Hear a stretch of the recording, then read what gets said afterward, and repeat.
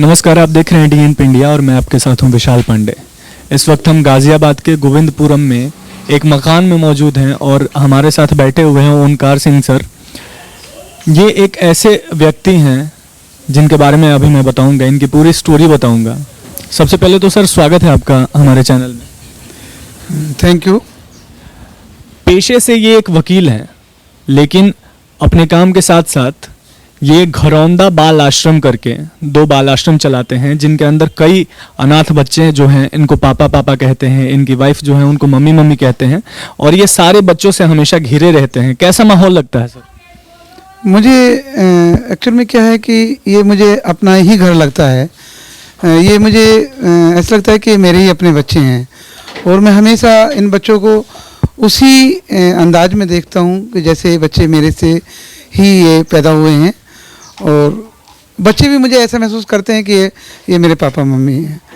तो कब अचानक से कॉन्सेप्ट आया होगा आपके दिमाग में? कब से ये काम करना चाहते थे और कब से शुरू किया? ये इस का जो मुझे प्रेरणा मिली, एक बार मेरे साथ एक घटना घटी और जब उस घटना देख के मैंने एक प्रेरित हुआ, देखा कि मैंने एक बार मैं एक जर्नी से वापस लौट रहा था और मेरे टिफिन में खाना बाकी बचा हुआ था। जैसे ही मैंने उस खाने को स्टेशन पे फेंका डस्टबिन में, तो वहाँ से उस डस्टबिन पे पहले से कुत्ता मौजूद था जो उस खाने को ले रहा था पहले से पड़े हुए को, और उसी समय कुछ बच्चे उसकी तरफ लपके और उन्होंने उस खाना शुरू कर दिया उस डस्टबिन से। तो मैंने फेंका हुआ खाना ही उस डस्टबिन से जहाँ कुत्ता ले रहा था और वो बच्चा भी वहीं से अपना खाना चुन के, दोनों एक साथ उस डस्टबिन से चुन के खाना शुरू कर दिया। मुझे एकदम बहुत महसूस हुआ है कि ये क्या देख रहा हूँ मैं, ये बच्चे क्या डस्टबिन से खाना खाते हैं रोज़। तो जब मैंने उन बच्चों से मिला कि बेटे क्या तुम डस्टबिन से खाना खाते हो?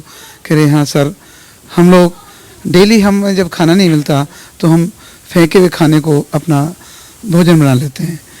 वो बच्चे बताया कि हम लोग डेली यहाँ वो चुनते हैं, जो बोतल हम पानी की फेंक देते हैं स्टेशन पे और हम उनको बेच के हम 10 रुपये 5 रुपये उसका हम खाना लेके खाते हैं।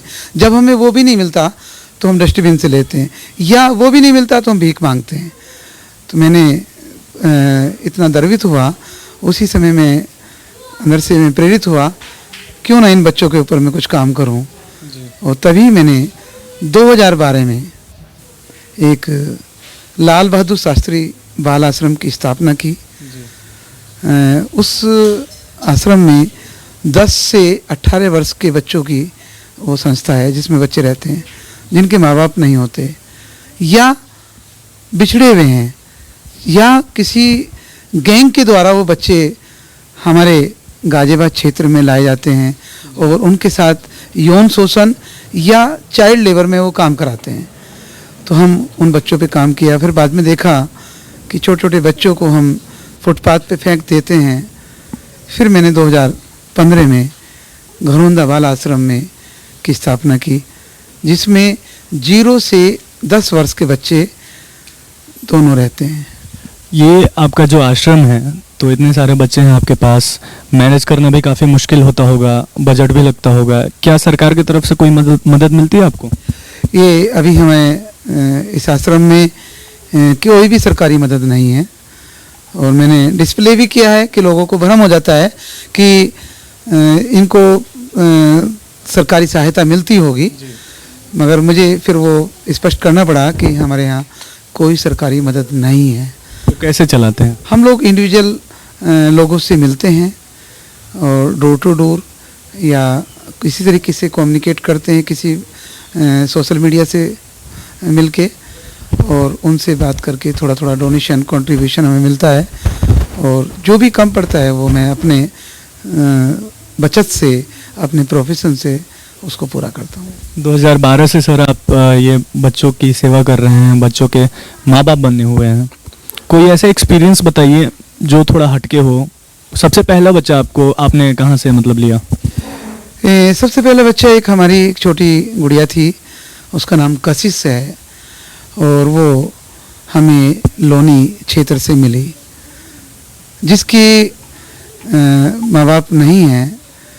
बाद में पता लगा कि शायद उसके फादर होंगे, क्योंकि मदर जा चुकी थी, एक्सपायर कर चुकी थी, और शायद उसके फादर जैसे बच्ची का काउंसलिंग के बार बार हर बच्चे का काउंसलिंग करते हैं, तो मालूम हुआ कि उसके फादर हैं और रिक्शा चलाते थे।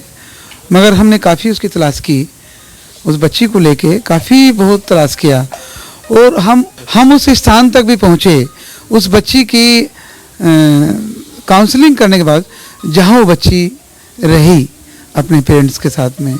मगर मालूम हुआ कि वो उसके फादर वहाँ से भी जा चुके थे, और बच्ची हमारे आते हैं, और वो इतनी होनहार बच्ची है। अभी उसका भी इंटरव्यू मैं आपको यदि आप लेना चाहेंगे तो मैं, वो पहली बच्ची थी, 26 जनवरी को हमें मिली 2015 में।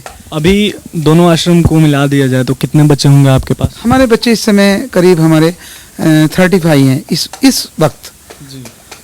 फ्लक्चुएट होते रहता है। हाँ, इनके क्यों एक्चुअल में क्या है कि ये बच्चे कई कैटेगरी के होते हैं, कई क्राइसिस से आते हैं, जिनके फादर मदर नहीं होते, या चाइल्ड लेबर के कुछ बच्चे होते हैं, या कुछ बच्चे किसी कारण से भागे हुए होते हैं। भागने का कारण भी मैं आपको बता देता हूँ, क्योंकि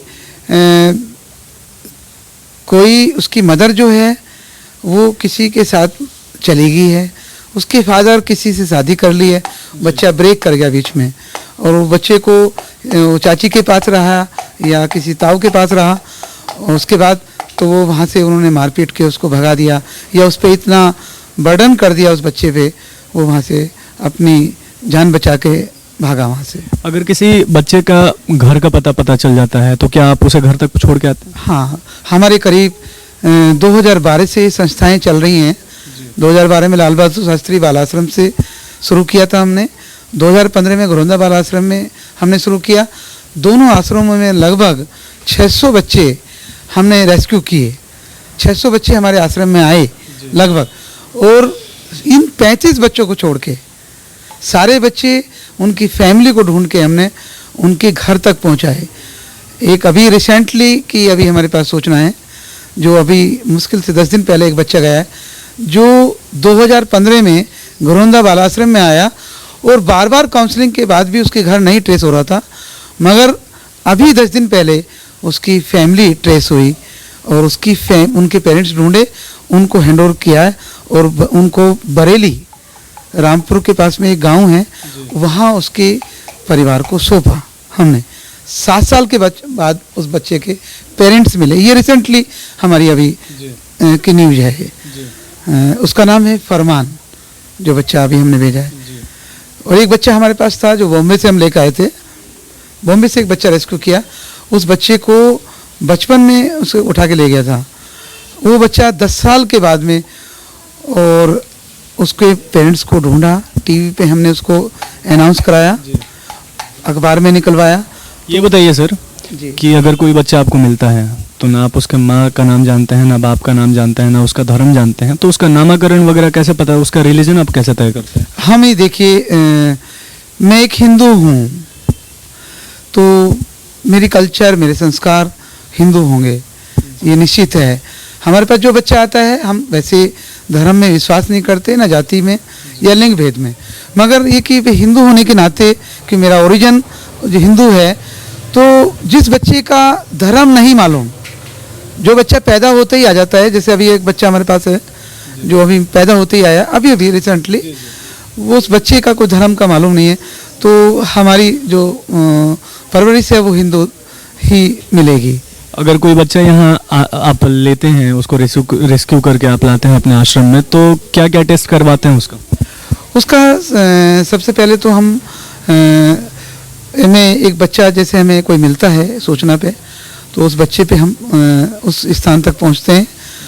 स्थान से हमारी प्रक्रिया उसी समय शुरू हो जाती है जिस समय हमारे पास फ़ोन आता है। मगर जैसे ही हम उस प्लेस पे पहुंचते हैं जहाँ वो बच्चा है, तो वहाँ जाके हम उस बच्चे को देखते हैं कि क्या नीड है इस बच्चे की। उस बच्चे को कपड़े की आवश्यकता है, उस बच्चे को खाने की आवश्यकता है, उसको बच्चे को मेडिकल की आवश्यकता है। तो 3 चीज़ें हमारी सर्वोपरि होती हैं। जो चीज़ की हमें ज़रूरत है उस बच्चे को सबसे पहले हम वही प्रोवाइड कराते हैं, और पैरेलल ही हम उस समय हम पुलिस को सूचना देते हैं, पैरेलली हम हमारे जो मजिस्ट्रेट हैं, जो न्यायालय हैं, बाल न्यायालय हैं, उनको सूचना इमीडिएटली करते हैं और इमीडिएटली जो उसकी आवश्यकता को पूर्ति करते हुए हम आगे कानूनी प्रक्रिया को पूर्ण करते हैं। क्या लगता है सर, भविष्य में आप सरकार से अपील करेंगे कि सरकार की तरफ से कोई आर्थिक मदद आपको की जाए? नहीं, मैं काफ़ी प्रयासरत हूँ कि सरकार से हमें मदद मिल सके, क्योंकि इंडिविजुअल तौर से इस संस्था को चलाना बड़ा कठिन और संघर्षपूर्ण कार्य है। मैं ज़रूर चाहेंगे आपकी सरकार आपकी मदद करे। ये बताइए सर कि यहाँ खाने का क्या मेन्यू है, क्या क्या बच्चों को आप खिलाते हैं, और एजुकेशन की क्या सिस्टम है? खाने का हमारा जैसे एक मिलिट्री का मेन्यू चार्ट होता है, हमारा वही मेन्यू चार्ट है कि इस डे इस समय ब्रेकफास्ट में ये मिलेगा, लंच में ये मिलेगा, डिनर में ये मिलेगा, और ये डेली का रूटीन एक हमारा मेन्यू चार्ट होता है। हम उसी अनुसार खाना देते हैं, मगर जो हमारे फेस्टिवल्स हैं या कोई स्पेशल ओकेजन्स होते हैं, हम उस समय बच्चों की पूछ लेते हैं कि बच्चे आप क्या खाओगे आज। हम उनकी जो इच्छा होती है हम फिर उसके अनुसार खाना उनको देते हैं। और एजुकेशन जो बच्चे हमारे 3 साल से ऊपर हैं, 3 साल से ऊपर के बच्चे जो हमारे सारे महर्षि दयानंद पब्लिक स्कूल में और लाल बहादुर शास्त्री बाल वाटिका स्कूल में रोजाना औपचारिक रूप से स्कूल जाते हैं। 3 साल से छोटे जो बच्चे हैं वो यहाँ टीचर पढ़ाने आती हैं, उनको एक्टिविटी गेम्स हैं या एक्टिविटी कराने आती हैं। बहुत बहुत शुक्रिया सर, आपको हमारे साथ आप जुड़े, आपने अपनी बातें शेयर की। काफ़ी अच्छा और पुण्य का काम कर रहे हैं और ऐसे ही भगवान आपको और भी शक्ति दे कि इस काम को आप आगे बढ़ाते जाइए। तो ये थे हमारे साथ ओंकार सिंह, जिनकी कहानी आपने सुनी। ऐसे ही और भी कहानियों के लिए देखते रहिए DNP इंडिया।